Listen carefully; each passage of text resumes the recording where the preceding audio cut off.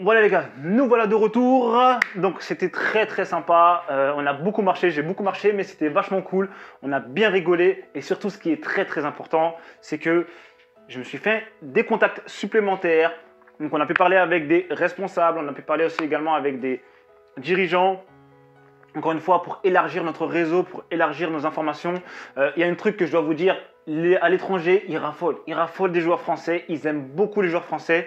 On a pas mal de joueurs qui ont fait des belles prestations sur le terrain, c'était vraiment cool. Le souci dans tout ça, c'est que maintenant, ils ont les informations, ils vont contacter les joueurs en question pour soit un éventuel passage, soit, bref, je ne sais pas comment ça va se dérouler parce que pour le coup, ils ne nous ont pas donné les réponses tout de suite sur l'instant présent. Ils ont préféré s'organiser d'une autre manière en communiquant les informations soit aux autres clubs, soit aux autres agents ou recruteurs, les personnes concernées qui cherchaient des profils bien précis.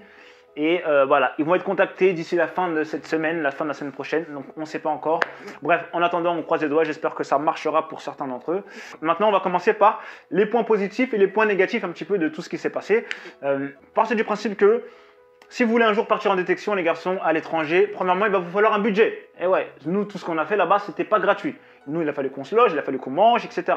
Donc, premier conseil que je peux vous donner, là, vous avez peut-être 14, 15, 16 ans, 17 ans, quand vous avez une petite pièce, un petit billet, etc., et que votre rêve, si vraiment votre rêve, c'est de devenir footballeur professionnel, allez pas acheter une paire de baskets à 150 balles, allez pas acheter la dernière je sais pas quoi, etc. Non, vous prenez cet argent-là, vous le mettez de côté pour un éventuel voyage, pour une éventuelle détection à gauche, à droite, bref, c'est comme ça que vous devez voir les choses.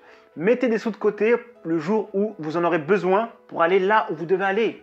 Parce que ce ne sera pas gratuit, vous n'allez pas forcément trouver des gens pour vous héberger. Donc, première des choses à faire, mettez des sous de côté, c'est très important. Deuxièmement, même si vous vous organisez de la meilleure des manières, et je vous l'ai dit dans la vidéo, dans tous les cas, il y a toujours des galères. Au début, c'est comme ça, ensuite tu arrives sur place, ben, c'est pas spécialement ça à quoi tu t'attendais. Voilà, ok, c'est pas grave, on improvise, et voilà, on s'adapte et on fait au mieux avec ce qu'on a. Ce sera toujours comme ça se passera toujours comme ça. Donc, deuxièmement, on fait avec ce qu'on a et quoi qu'il arrive, c'est pas grave, on garde l'objectif bien en tête et on avance, on lâche rien. Et troisième petit conseil, entraînez-vous, soyez vraiment au top niveau quand vous allez faire des détections. Vous ne devez pas avoir de petites blessures.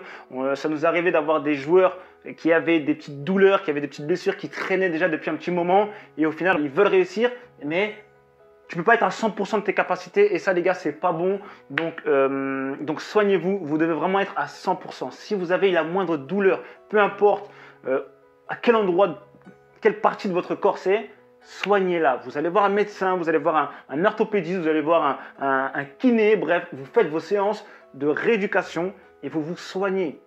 Votre corps c'est votre outil de travail numéro 1. Si vous avez des petites douleurs, des petites blessures à gauche, à droite, vous ne pourrez pas performer. Le but de tout ça, c'est de, encore une fois, je le dis et je le répète, de tirer votre épingle du jeu, de faire en sorte que vous puissiez vivre de votre passion. Et si vous arrivez déjà avec des petites douleurs, etc., tout ça, les gars, ça va être très compliqué. Alors, faites le nécessaire, soignez-vous, prenez le temps qu'il faut. Je sais que c'est dur. Moi-même, quand j'étais plus jeune, dès que je voyais un ballon, c'était plus fort que moi, même encore à l'heure actuelle. Quand mes potes m'appellent pour faire un match, des fois, j'ai des petites douleurs. Je galère un petit peu, je me dis qu'est-ce que je fais, j'y vais pas, etc. Au final, je me refais encore plus mal que la douleur que j'avais auparavant. Mais voilà, moi c'est bon, je suis en fin de carrière, je ne vais pas devenir professionnel. Par contre, vous, ne faites pas cette bêtise-là, soignez-vous, faites bien attention à vous, parce que sinon, ça va être compliqué par la suite. On a pu échanger avec les différents dirigeants et voilà, ils raffolent des joueurs français comme je vous l'ai déjà dit. Pourquoi pas refaire ça peut-être l'année prochaine, peut-être dans 6 mois, dans un an, bref, on ne sait pas encore. Mais ce sera sûrement probable. On a rencontré aussi d'autres personnes qui venaient de partout, qui venaient de Paris, de Lyon, d'Orléans, de Suisse, d'Italie.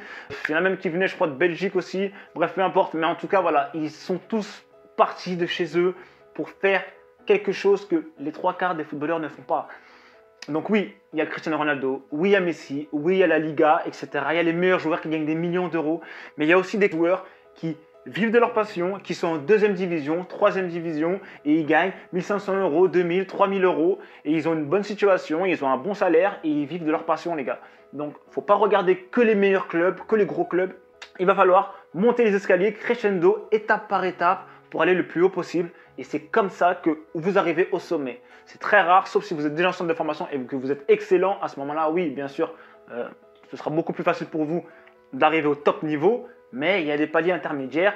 Et pour ceux qui n'ont pas spécialement la chance d'être en centre de formation, dans ce cas-là, il va falloir franchir ces paliers étape par étape et aller tout droit vers la Ligue Europa, la Ligue des Champions et ensuite les meilleurs clubs d'Europe, les gars. Donc c'est aussi simple que ça.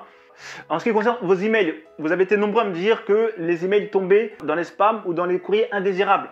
Vous allez chercher vos emails, vous allez dans les spams ou courriers indésirables et vous trouvez vos emails, les garçons. Parce que je pourrais vous envoyer des messages à tout va, entre guillemets, sur Snap, sur Instagram, mais je me dois de communiquer avec vous de manière professionnelle. Parce que si demain vous venez à parler avec un agent, avec un recruteur, même ne serait qu'avec un club, on va vous demander une adresse email, on va vous demander des informations bien précises et on va communiquer avec vous par email. On ne va pas vous envoyer un snap, on ne va pas vous envoyer un message sur Instagram, non. J'essaye d'agir avec vous comme un professionnel, avec les moyens de communication des professionnels. Donc ça passe par des emails. Vous mettez vos adresses email dans les liens et ensuite après on échange par email.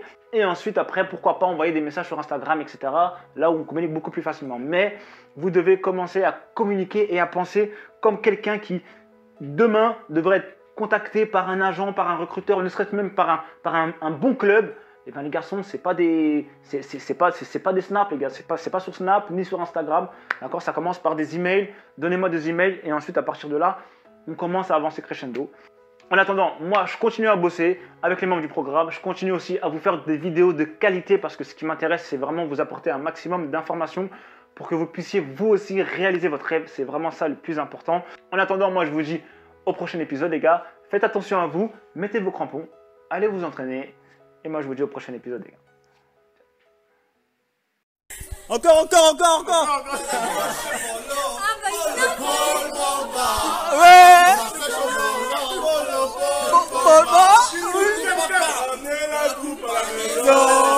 Allez les bleus, allez. On est champions. Allez les bleus, allez. Ouais, les Italiens ils sont dans la place. Bravo,